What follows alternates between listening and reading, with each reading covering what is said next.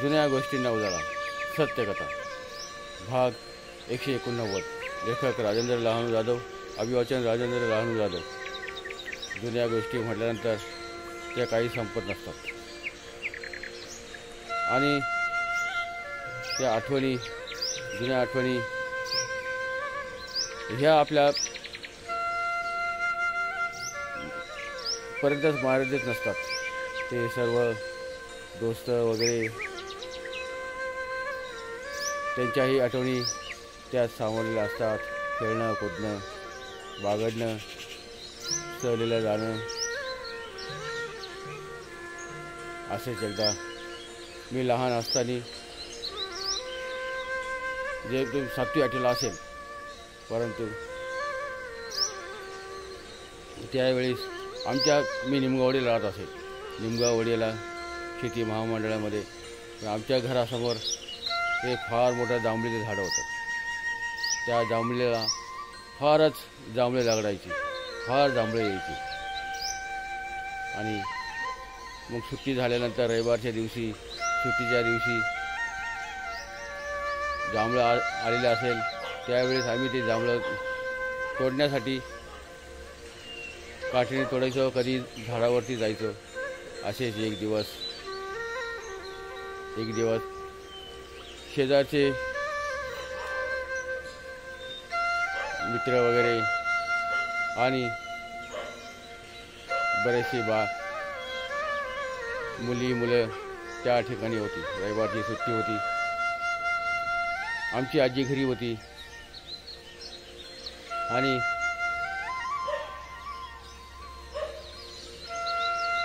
मला जांभळं तोडण्यास एका जणाने सांगितले। दोस्त आलेले होते, त्या दोस्तांना जांभळं द्यावे म्हणून मी त्या झाडावरती चढलो। झाड उंच होते, त्या झाडावरती मी चढून वरच्या फांदीपर्यंत गेलो, शेंड्यापर्यंत गेलो आणि जांभळे तोडू लागलो। ते जांभळं तोडता एका हातात पिशवी आणि एका हाताने ते जांभळं तोडू लागलो। खालून आजी बोलू लागली, अरे ती फांदी तुटेल, एवढ्यावरती जाऊ नको, तू खाली उतर, जांभळीचं झाड ठिसूळ असते वगैरे वगैरे बोलायला लागली। आणि शेजारची बायाही मला सांगू लागल्या, परंतु मी झाडावरती होतो, त्या फांदीवरती जांभळे तोडत होतो। आणि काय सांगावं, अचानक त्या फांदीचा कडाळ असा आवाज आला। आवाज आल्यानंतर ती फांदी तुटल्या गेली आणि आता आम्ही खाली पडणार की काय हे सर्वांनाच कळले होते आणि समजले होते। परंतु मी दोन्ही हात जांभळीचे जी पिशवी होती ती खाली सोडून दिली आणि दोन्ही हात त्या फांदीला धरून ठेवलं। जी फांदी खाली पडणार होती त्या फांदीत ती धरून ठेवली असल्यामुळे ती अलगद खाली आली। जसं इमान उतरावं त्याप्रमाणे ती फांदी खाली आली आणि मी दोन्ही हात ज्या फांदीला धरले होते, पाय त्या फांदीवर होता,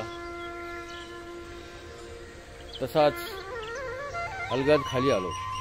मला विजा वगैरे झाली नाही, परंतु आजी मात्र बोलू लागली। मग सर्व जणांनी हायसे केले, त्यांनाही बरे वाटले। एवढ्या उंचावरून